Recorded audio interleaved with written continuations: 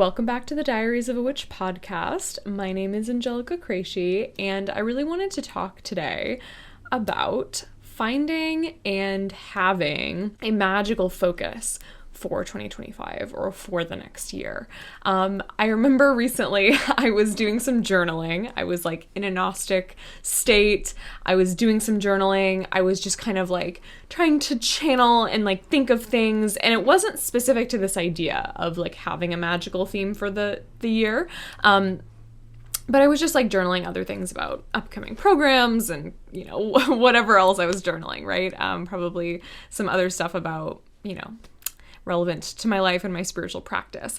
And I got like bombarded with this idea.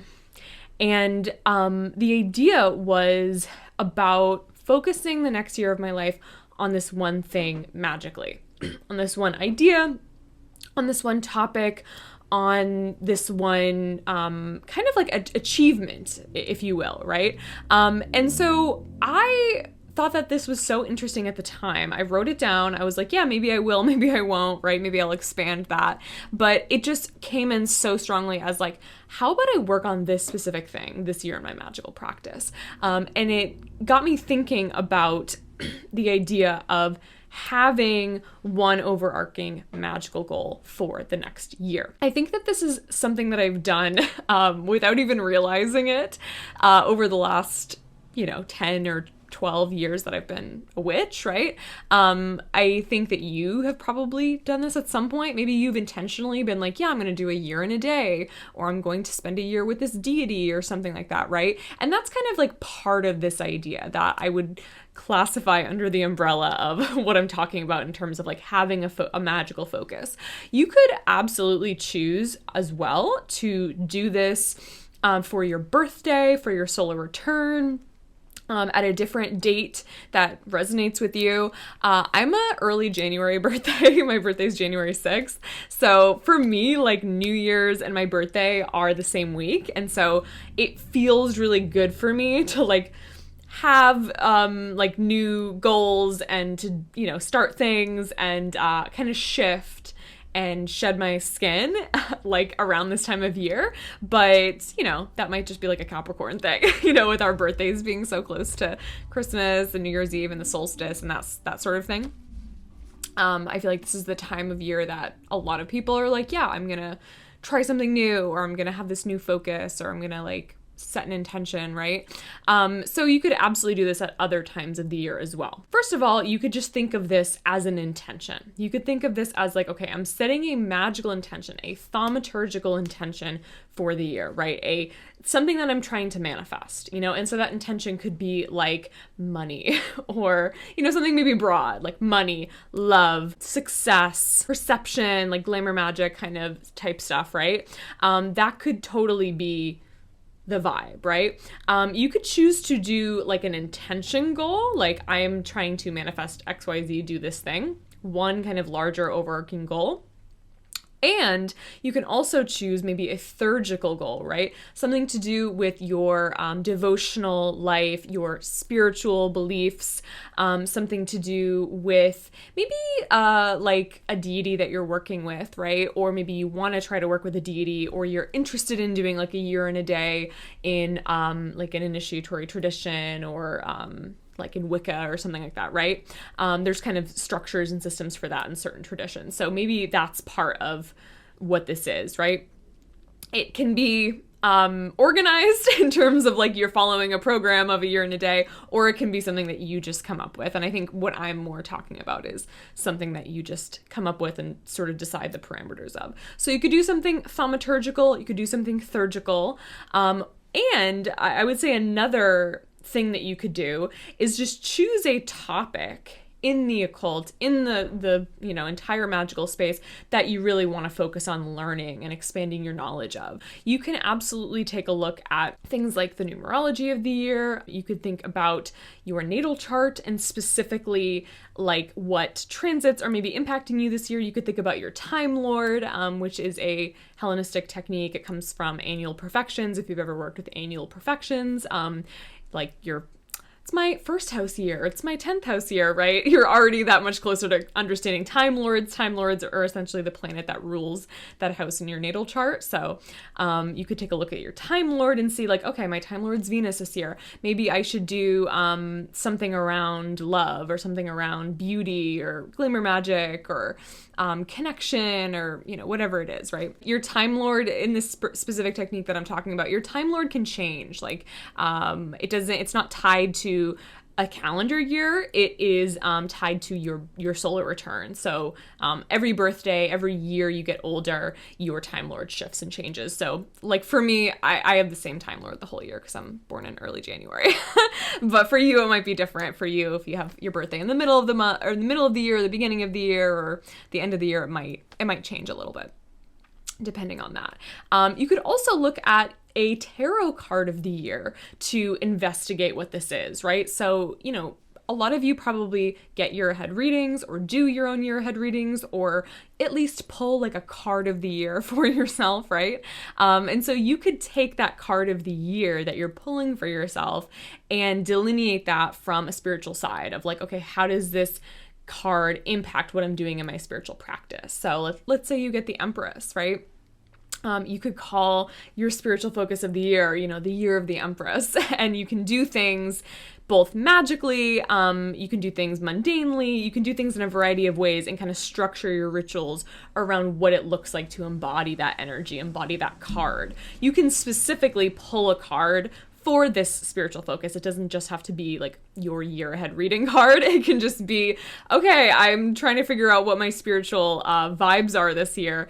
What can this year be about for me? One of the biggest things that I hear from clients and witches and listeners of the podcast is like, I just don't know if I am expanding in my spiritual practice in the way that I want to, or I don't have time, or I get to the full moon or this transit or this holiday and I'm just like overwhelmed and I just don't quite know what to do, right? A similar question is like, how do I find my path? Like, Angelica, you work with Hades, you do this, you do that. Like, how do I figure out what that looks like for me and what my spiritual practice looks like for me? And I think a great way to fix a lot of these issues, right? And they're not like issues, but a good way to kind of work with this and answer these questions is, well, just take the time to select something just for this year. It's not forever, just for this year that you want to try out, that you want to get better at, that you want to read all the books about, that you want to take the course about, that you want to expand in, choose those things for yourself. And I think when it comes to choosing something is a magical act. You know what I mean? Like when you go, okay, this is the person that I want to be with, or this is the deity that I want to work with. And obviously these choices they have to come from a place of like actually wanting to do the thing and wanting to work with these deities, right? Or marry somebody or whatever. Like you have to want to do that for it to be successful over time. But just the act of choosing something is so powerful and it can open up a door. Maybe like part of your path is that you are destined to like be an astrologer or study astrology or perform astrology for your family or something. But let's say you're not really super into astrology right now. You like it. You just don't feel like you're good at it. You feel like it's really complicated, on and on, a variety of things that you could feel about astrology. And you feel a pull, but you're like, I don't know. Just choosing like, okay, this is my year of the stars. This is my year of astrology. I'm entering my astrology era. You know what I mean? Like that can be so powerful because you're aligning yourself with that. You are choosing to walk that path and things might come up for you that are so like life-changing that would have never happened if you hadn't claimed that, right? Like I remember when I was starting to learn astrology, I decided, okay, I am an astrologer. Like I always introduce myself like, hey, I'm a witch. Like I love tarot. I'm a tarot reader, but I'm not really an astrologer. Like it's too complicated. Like that's what I would always say to people about astrology or say to myself. And then I just got to this place where I was like, wait a second. I am really drawn to this. I really wanted to learn more. And I started being aligned with opportunities that allowed me to learn more. I took a really awesome intro class that was like really helpful to me. I got a bunch of book recommendations from friends that were just like, hey, Angelica, you're getting into astrology. How about you read this? How about you do this, right? I just started expanding in my knowledge. I would wake up from a dream that I had about like a zodiac sign, and then I would research it, or about a planet or something, and all of the information was like super symbolically accurate with what was going on in my dream. And I just feel like I really rapidly like learned astrology, and I already knew tarot, and I think that helps when you already kind of have a symbolic grasp of a lot of these esoteric things. But it just happened, and every year since then, I've just been growing exponentially in that particular like discipline. So all this to say, it's useful this time of year to start to think of what you want your spiritual focus of 2025 to be, right? And, you might have like a whole list of goals and things that you want to manifest and use your spirituality and your witchcraft to bring about, right? And then there's like this separate spiritual goal, right? So if you're curious about what this looks like for you and you want to try to figure out what this is, here are my tips for that. First of all, like I said, just the magic of choosing something and aligning yourself to something cannot be understated. So when it comes to specifically like a discipline that you want to learn more about, or maybe even like a spiritual practice that you want to do more and perform more, like maybe you want to do more rituals, or you want to meditate more, or you want to have like a full moon ritual every full moon, and you want to kind of try to see if you can do that in 2025.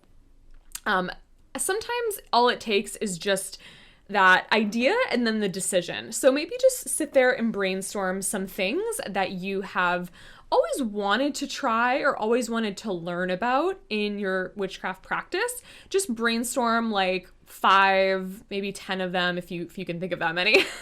And then go through that list, and whatever's like pulling you towards it, go with that and go, okay, I'm choosing this, right? If you're somebody that needs to maybe think about things before you just go all in, I'm like an all-in person. I'm a sacral generator in human design. I'm not like a huge human design person, but I resonate a lot with that placement in human design, because I am like a gut reaction kind of person. Like if I want something, I want something. If I don't want something, I don't want it. But I'm very like impulsive. Like I'm like, let's do this. Let's do it right now. Let's make this big decision right now. I love that about myself, though. I'm also Saturn in Aries, so what are you going to do?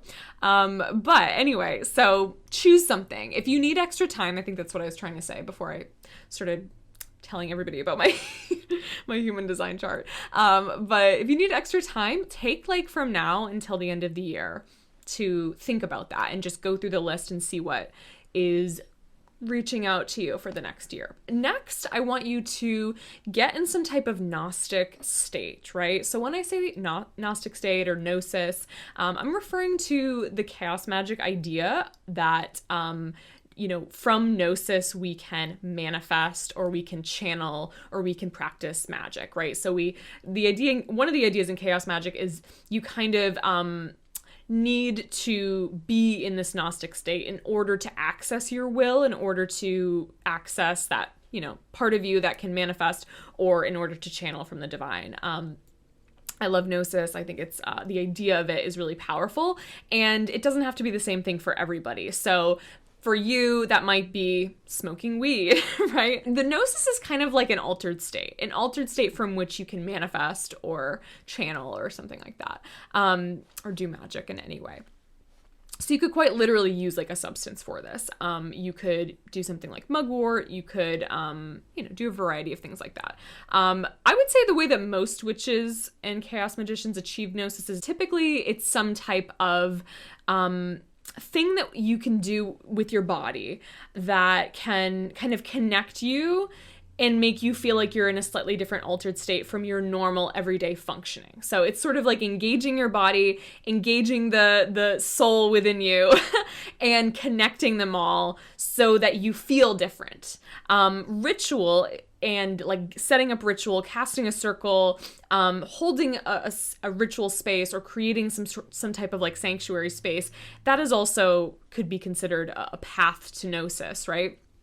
Because in ritual, or when you cast a sacred space, you are quite literally like separating yourself from the world and saying like, okay, this is the space to which I can, create a magical act or create a change or something like that. So you might want to cast a circle, you might want to call in ritual in however you want, right? That could be in the bathtub, that could be at your altar, that could be out in nature, wherever you are. For gnosis, for me, I really like dancing. That's like my favorite way to access this idea and to get into an altered state, because like literally dancing will send different chemicals into your brain and make you feel good and like literally change your state. And that's kind of what we're looking for, something that just makes you feel different than your normal everyday, like walking through the world, driving to work, cooking dinner kind of vibe, right? So do something like that. This turned to be an episode about how to get into the gnostic state, but achieve gnosis in some way, get into an altered state, and just journal about keywords, like literally just keywords like happiness, love, sex, whatever it is, right? And you can also journal about other things, but I think the keywords are helpful. And think about things that you want to achieve, things that would be helpful to align yourself with. And then from there, you might be able to specifically channel a idea for your spiritual practice. You might be able to channel a certain keyword that really resonates with you, or even like another thing, like an intention or a area of your magical practice that you want to expand. From the Gnostic state, you can really do a lot, right? You can make this like a full automatic writing ritual and just kind of start to automatic write for the year of 2025, but specifically do this ritual around trying to delineate the perfect spiritual focus of yours for 2025, right? And so, it might not be like a full ritual. That might be like the full ritual might be when you are trying to set some intentions for the year. So this might just be a casual Gnostic moment, right? Where maybe you go for a meditative walk, and at the end of your walk, you write some stuff down, or you sit in breathwork for 10 minutes, and then afterwards you write this down, It doesn't have to take all day. It doesn't have to be this crazy thing. So that's what I'd recommend doing. If you work with the deities, ask your deities what they want you to focus on for the year. I mean, they care about you. They have so much like stuff that they want to teach you. So quite literally, like, let's say you work with Hermes, you might be like, hey Hermes, what should I work on for the year? And he's like, oh, perfect. This is a great opportunity for you to work on the specific thing that's like associated with me and what I want to teach you. And it might just be really natural, and he can give you some ideas from that. Using tarot, using any type of divination system, automatic writing, however you want to talk to these deities, however you typically talk to these deities is what I would recommend. I typically like to use tarot or playing cards or something like that with deities to delineate things. And again, tarot is a really helpful tool, I think, for this particular exercise, because it gives you keywords, it gives you a vision, it gives you an archetype, it gives you kind of an idea and a story of how things are going to play out for you in the next year, or what spiritual focus you can have, right? I think tarot is probably the ideal divination tool for delineating this. But that's what I recommend. I wanted to just do kind of like a quick episode to kind of cap the year with this message and with this idea. And so I hope you enjoyed it. I would love to hear about how this goes for you. So if you try this, feel free to DM me on Instagram, send me an email. You can, I think like on Spotify, you can comment on this. And then obviously for those of you watching on YouTube, you can comment. So drop a comment or maybe DM me or something and tell me if you want, you can tell me some of your spiritual focuses. You can also just tell me like how this resonated for you, how this went. I would love to hear if you find this useful, if you are going to use this information. I was reading some reviews of the podcast recently.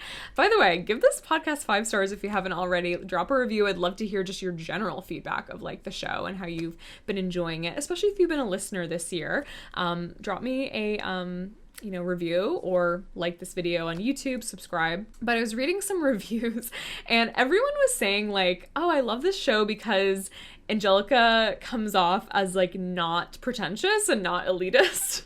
But she also shares like a lot of really good information, and I just really appreciated that. That really struck me. Sometimes I can feel as like a person in the witchcraft industry, sometimes I do feel like there's this general vibe with witchcraft content, or maybe like more specifically like occult content, that it can come off a little elitist or whatever. Like sometimes I get that vibe. Like sometimes I just see something like on my For You page and I just like roll my eyes and I'm like, whatever, right? And I'm not talking about any specific person. I really am not. It's just like sometimes I see some content and it just gives me like this weird vibe. Anyway, all this to say, I really appreciate that feedback, and I'm glad that that's like how I come off, right? I have a Sagittarius moon, and I feel like it really comes out in my long form content. I'm like a silly person. Like I really am. I am like, literally my vibe when I was a child and to this day is like I was the comedian of the family. I would walk out with like a crazy outfit on or like a crazy costume. I would like go to school wearing like really like avant-garde outfits. In high school, I would always like I'm talking kind of about costuming here, but I would always just do like crazy stunts and skits and things just to make my friends laugh. Like I've always just been like a joker, like just a silly person. I would like change in parties in high school. I would like change halfway into like a costume, and I would come out in costume. I've just always been somebody who like likes to make people laugh. Sometimes I feel in my content that I need to almost be like more serious. I'm like, should I be more, all right, everybody, welcome to my esoteric show. Because that's like a lot of what you see, you know? And it seems like that's almost what you guys like about me, is that I don't really approach it that way. I mean, trust me, I love a moody photo shoot. There's moments, right, where like my Capricorn, Scorpio kind of vibe comes through. But I really think the Sag moon just really lightens the whole thing. So anyway, I hope you enjoyed the podcast this year. I hope you enjoyed this episode. If you liked the advice of this episode and you want to dive a little bit deeper, I just posted a workbook on Patreon that dives into a lot of these things. So we talk about making your spiritual focus of the year, as well as other like 2025 planning, like spiritual planning, spell planning stuff. So if you're interested in accessing that workbook, it has 10 journal prompts and questions in it. That is up on Patreon. I also have a couple of year ahead reading spots still available. So if you wanted to book a year ahead reading with me, this is a great time and opportunity to do so, and the links for that is going to be in the show notes. And I also wanted to thank my Diary and Coven tier members of Patreon. So thank you so much, Jamie, Cheryl, Emma, Alexis, Alessandra, Ashley, Luna, Taylor, Chelsea, Quinn, Floor, Megan A, Natalie, Caitlin, Melissa, Natalie H, Jen, Carrie, Kat, Lauren, Kayla, Alethea, Lindsay, Sarah, Quinn, April, Peony, Danya, Joanna, Megan S, Megan R, Callie, Nina, Irene, Chelb, Haley, Abigail, Kristen, Desiree, BFG, Lunar and Obsidian, Emmy, Hannah, Georgia, Adri, Liz, Kay, and SD. Thank you so much for being patrons, and me and Nero, who just jumped on the back of my chair when I started recording the patrons. She appreciates you guys too, apparently. Thank you so much for being patrons, and we'll talk very soon. Thank you for watching. Bye.